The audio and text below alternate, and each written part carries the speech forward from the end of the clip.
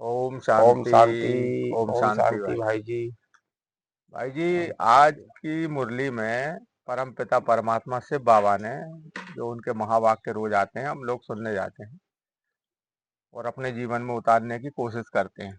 जी भाई जी। तो आज परम पिता परमात्मा ने बताया है कि रूहानी सेवा, हम्म। रूहानी धारणा, रूहानी सेवा और रूहानी धारणा से क्या तात्पर्य है, थोड़ा सा ये विस्तार से बताएं। हम्म। बाबा ने भाई जी आज की मुरली में, आज की जो मुरली बताई है वो धारणा युक्त मुरली है। हम्म। आज की मुरली के हिसाब से तो रूहानी सेवा और आपने बोला था रूहानी धारणा। हाँ। तो ये रूहानी ये धारणा, रूहानी शब्द होता क्या है? पहले तो भाई जी अपन आज क्या है, आज मुरली अपन बना रहे हैं वीडियो, तो आज महिला दिवस है। हम्म। तो महिला दिवस के लिए सबको शुभकामनाएं देते हैं। सभी को शुभकामनाएं महिला दिवस की। और बाबा ने ही ये कार्य पहले किया शुरू हुआ है, करा था। सबसे पहले शुरू, कि हाँ। महिलाओं के अंदर जागृति हो। तो महिलाओं को महिलाएं, मान सम्मान मिले। हाँ महिलाओं के अंदर जागृति आए जी, और महिलाएं शक्तिशाली बने। शक्तिशाली बने। जो हम्म, पुरुष प्रधान बोलते थे तो महिलाओं का कार्य पहले बाबा ने ही किया। बाबा ने उसके आगे बाद तो बढ़ाया। अभी काफी महिलाएं सब जागृत हो चुकी हैं और ये कार्यक्रम अच्छे तेजी से भी चल रहा है। हम्म। कहते हैं कि पुरुष के समान पे चलना है महिलाओं को, तो उनको आगे बढ़ाने का कार्य ब्रह्मा बाबा ने किया, शिव बाबा के साथ मिलकर के। हम्म। शिव बाबा ने ही ये कार्य करवाया है। तो महिला जागृति से तात्पर्य क्या है?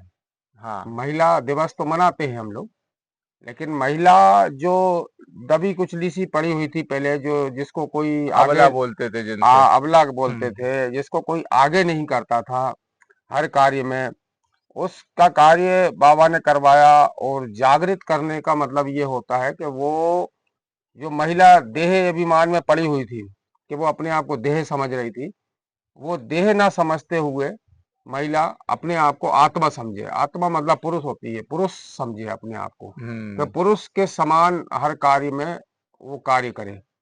ये नहीं है कि पैसे कमाने जा रही, धन दौलत कमाने जा रही है। तो वो जागृत का मतलब होता है कि वो स्वयं को जाने कि मैं कौन हूँ, हम्म। मैं एक आत्मा हूँ। ये जब समझेगी, देह अभिमान से जब वो बाहर निकलेगी, तो यही महिला जागृति दिवस होता है। मतलब महिलाएं अपने आप को ये ना समझें, उनको शरीर महिला का मिला है, हम्म। तो अपने आप को महिला ना समझते हुए परमपिता परमात्मा की संतान आत्मा है। बिल्कुल। वही आत्मा पुरुष के शरीर वाली भी है हम्म। और महिला के शरीर में भी वही आत्मा है।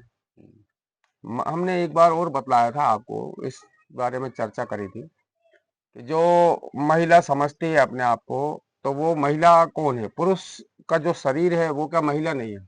हाँ।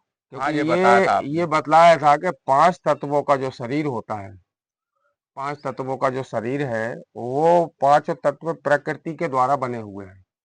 प्रकृति में क्या आता है? स्त्रीलिंग। पृथ्वी स्त्रीलिंग होती है। आकाश मतलब जो 5 तत्व हैं वो कौन कौन से हैं? आकाश, जल, वायु, अग्नि, अग्नि और पृथ्वी। पृथ्वी, धरती, है ना? तो ये हाँ। पांचों तत्व जब बनते हैं तो इसको पांचों तत्व से मिलके ये शरीर बनता है हमारा। अब ये शरीर जो बनता है, तो ये इस शरीर को हम क्या बोलेंगे? प्रकृति को क्या बोलते हैं? माता। हाँ। माता बोलते हैं। माता कौन होती है? स्त्री। हाँ। तो ये हमारा शरीर कौन हुआ? स्त्री हुआ। शरीर भी स्त्री हुआ, ये भी महिला है। हम्म। देखा जाए तो ये भी महिला है, अगर माने इसको तो। आत्मा कौन है? पुरुष। हम्म। आत्मा का जो नाम दिया हुआ है वो पुरुष है, क्योंकि पुरुषार्थ करना होता है आत्मा हम्म। को, अपने अर्थ में टिकना होता है हाँ। पुरुषार्थ करने के लिए। तो ये शरीर जो पुरुष के पास दिया हुआ है ये भी महिला है, और जो महिलाओं के पास वो अपने आप को समझती है कि ये महिला है, तो वो भी महिला ही है। हम्म। ये शरीर स्त्री है। तो ये ना समझे कि हम महिला हैं तो हमको विशेष मान दिया गया है। आत्मा पुरुष है हाँ। और जो प्रकृति द्वारा जो शरीर दिया गया है ये स्त्री है। हाँ, जागृत मतलब महिला, ये जो देह है, ये देह को जागृत करना, क्योंकि हम्म। ये मरी पड़ी हुई है, इसको बोलते हैं सब। और इसमें ई की बिंदी अगर लग जाती है, मात्रा लग जाती है, तो ईश्वरीय जो मात्रा लग जाती है, हम्म। आत्मा की जो, परमात्मा की जो चीज है आत्मा, वो अगर हम इसको समझने लगते हैं, जागृत अवस्था में जाते हैं, तो ये शिव हो जाती है, ई की बिंदी लग जाती है, तब ये शिव तत्व से जुड़ जाती है। शिव तत्व जो है, मह तत्व जिसको बोलते हैं, उस तत्व से जुड़ जाती है। इसको बोलते हैं जागृत अवस्था। अच्छा, वो जो साधु सन्यासी बोलते हैं शिवो हम शिवो हम, वो गलत नहीं बोलते हैं? वो भी भाई जी लेकिन वो क्या है, समझते नहीं है। हाँ, ये चीज समझते नहीं है, लोग भी नहीं समझते हैं। कई लोग आज भी इस चीज में है कि बोलते हैं कि वो अपने आप को शिवो हम बोलते हैं, हम्म। क्योंकि ये चीज बोला गया हुआ, कई लोग बोलते हैं आत्मा सो परमात्मा, कि हम्म। आत्मा ही परमात्मा है। लेकिन परमात्मा जो पिता होता है, पिता एक अलग होता है और उसके बच्चे होते हैं, हम्म। क्योंकि बच्चे जब होते हैं, जब माता भी होती है और पिता भी होते हैं। भाई शिवो हम का तात्पर्य ये हुआ कि हम आत्माएं भी शिव परमात्मा के समान ही हैं। हाँ, तो परमात्मा अपना जब आता है इस धरा पे, तो वो अपना सत्य परिचय देता है, हाँ। सत्य नाम भी बताता है। बोलता है कि सदा शिव कल्याणकारी, मतलब मैं सदा के लिए आत्मा रहता हूँ, इसलिए मेरा नाम है सदा शिव हम्म। कल्याणकारी। शिव मतलब आत्मा, और बाकी की जो आत्माएं हैं वो जन्म मरण में आती हैं, वो हम्म। सदा के लिए आत्मा नहीं रहती हैं। हम क्योंकि शरीर को धारण करते हैं, तो ये कौन होगा, शिव के रूप में हम्म। माने जाते हैं। इनको बोलते हैं शालिग्राम भी बोलते हैं हम, कि जब शिव जी की प्रतिमा बनाते हैं तो उस समय शालिग्राम भी बनते हैं, शालिग्रामों की पूजा करवाते हैं पिता। तो ये चीज बात है।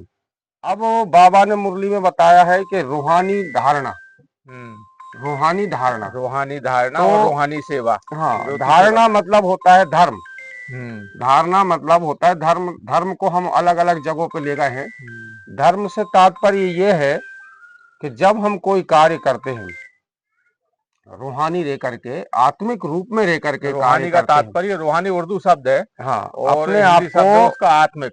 अपने आप को आत्मा समझना है, तो हम रूहानी सेवा कर रहे हैं, कि रूह हम्म। की सेवा कर रहे हैं। रूह मतलब आत्मा की सेवा कर रहे हैं। ये शरीर जो है, ये तो क्या है, 5 तत्वों का बना हुआ है भाई जी। तो इसको नहीं बोलेंगे रूहानी सेवा, मतलब आत्माओं की सेवा करना, उसको बोलते हैं रूहानी सेवा करना, जी। रूह में रहना हम्म।